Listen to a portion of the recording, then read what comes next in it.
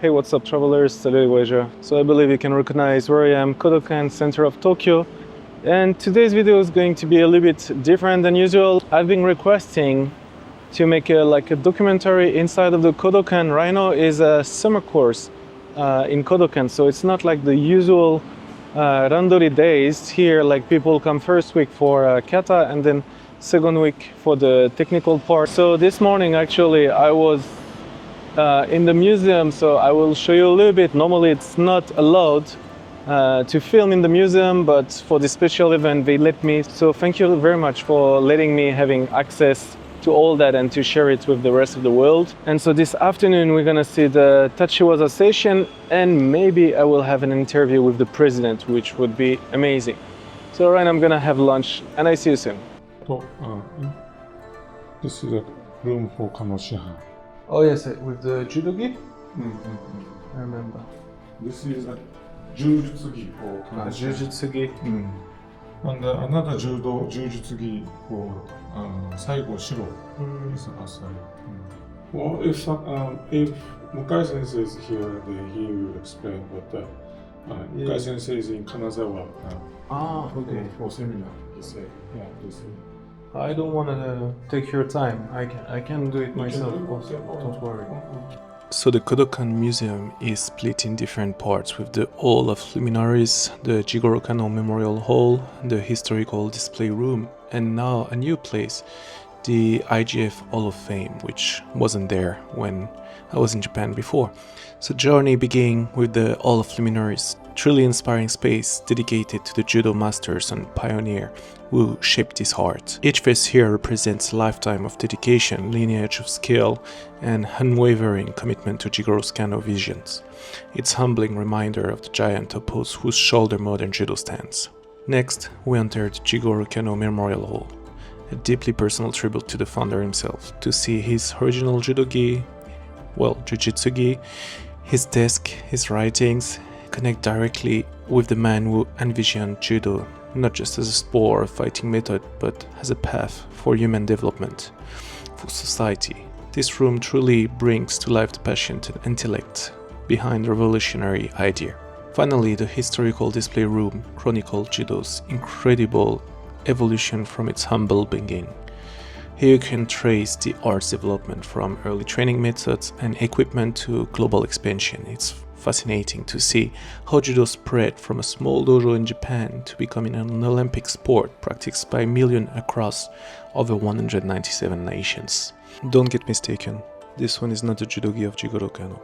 So after that I went to the Judo Hall of Fame, which was a discovery for me because actually I already knew the Judo Museum before. It was interesting to see some old footage.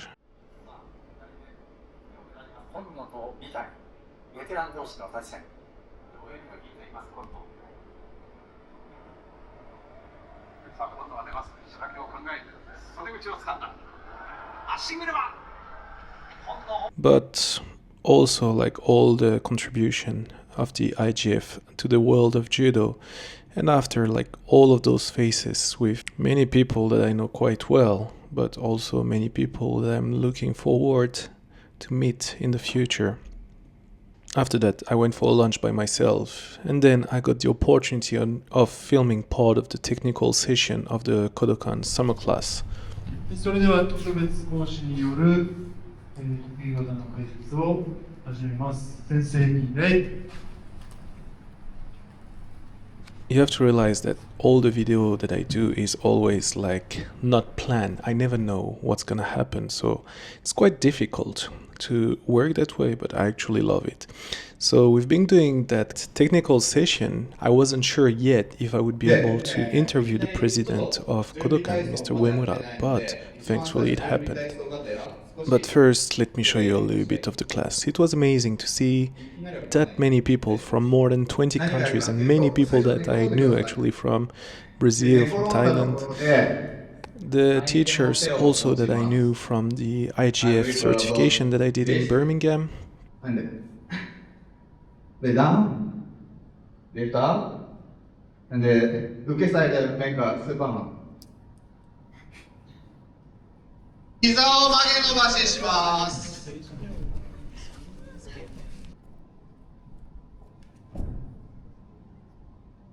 OK? And lift.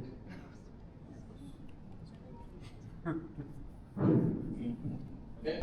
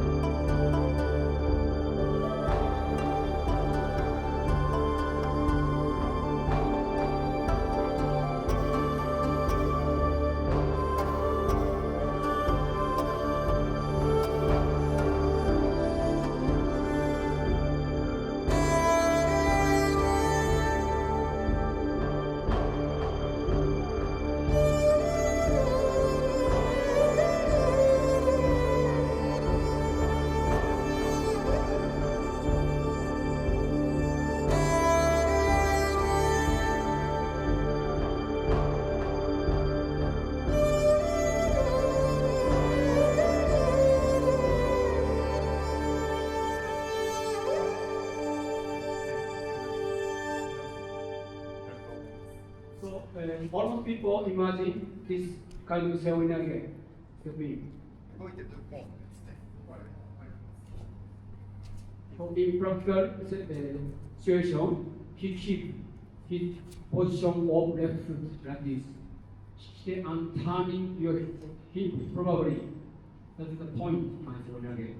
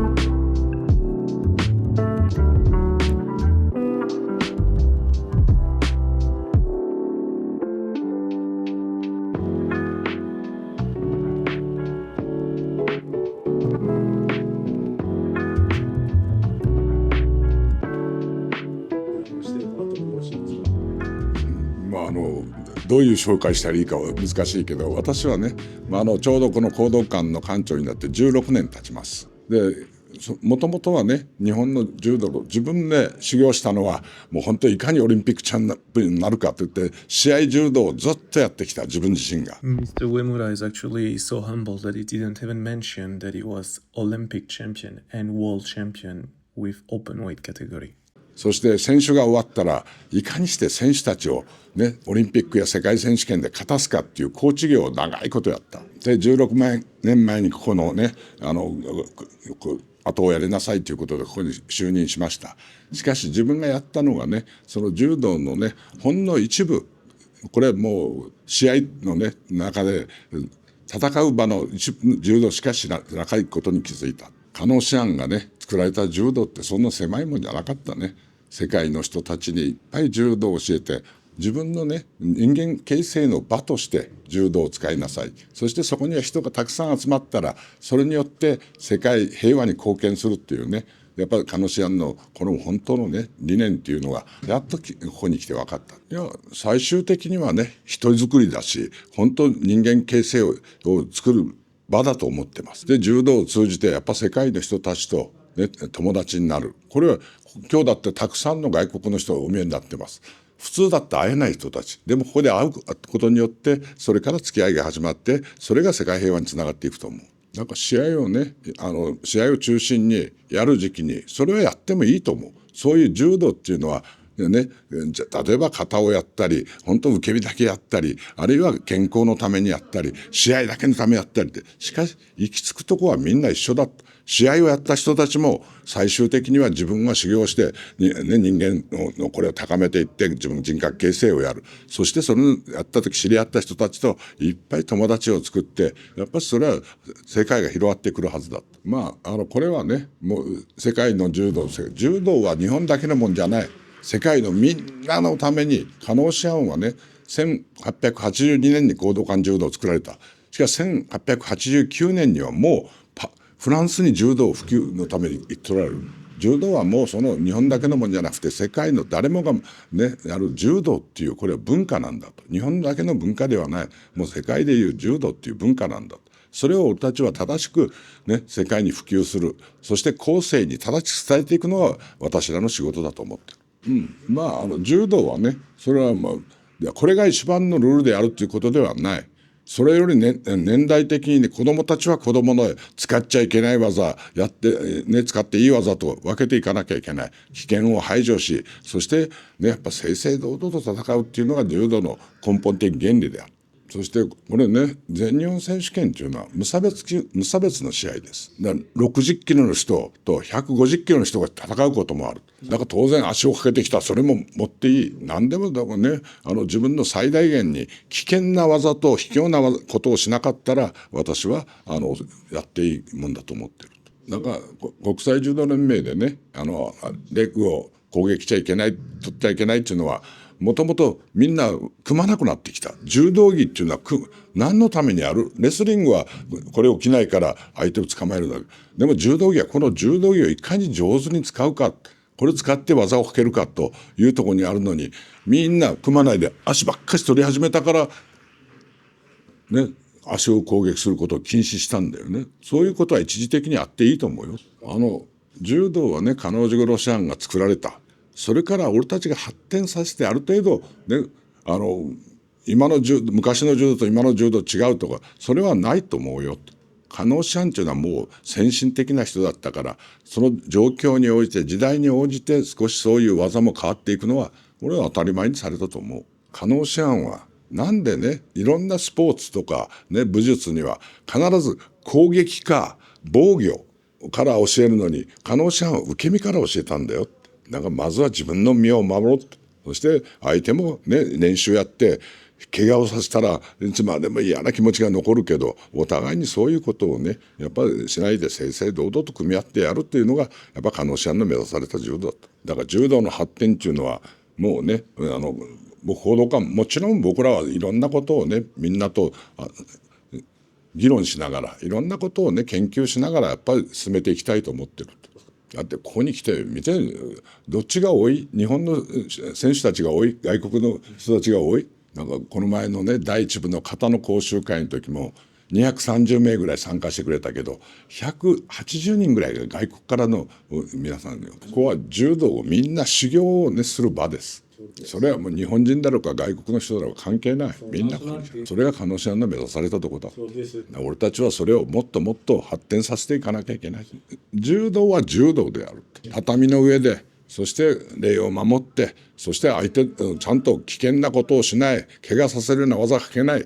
それで相手が小学生だったら大人が一緒にやってもそれに合わせて一緒に組めるような、これが柔道です。だからいろんなねマーシャルアーツができてもいいと。ただ柔道は柔道、あくまでも柔道は柔道着を着てやっぱり礼法を守って、そしてやっぱね技で自分の一番いいところを使った技でやっぱりお互いに修行する場であると。だから礼法は服従ではないよ。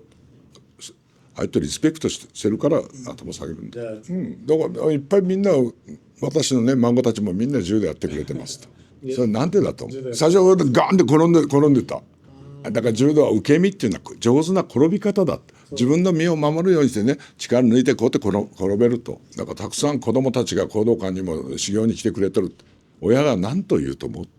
これね一つはまあきちんとした礼法を学ばせたいっていうのがある。でもう一つは強くなってオリンピックチャンピオンになりたいという目標もある。しかしそれとね一番親御さんが期待されているのは友達がたくさんできて一緒に協力していろんなことをやる場所である。一人じゃ柔道できません。相手がいないとね。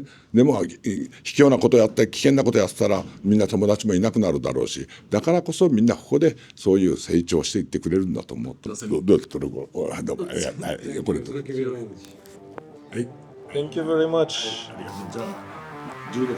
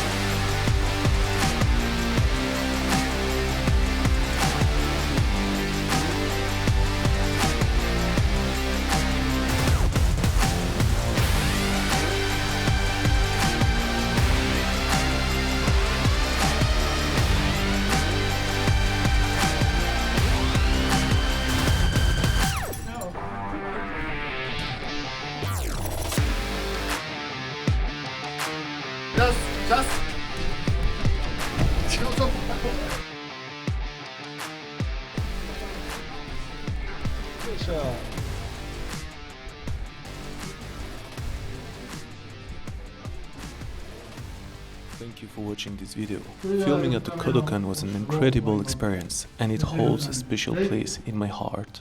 But as this chapter come to a close, I wanted to be transparent with you about the next phase of the Judo Nomad project.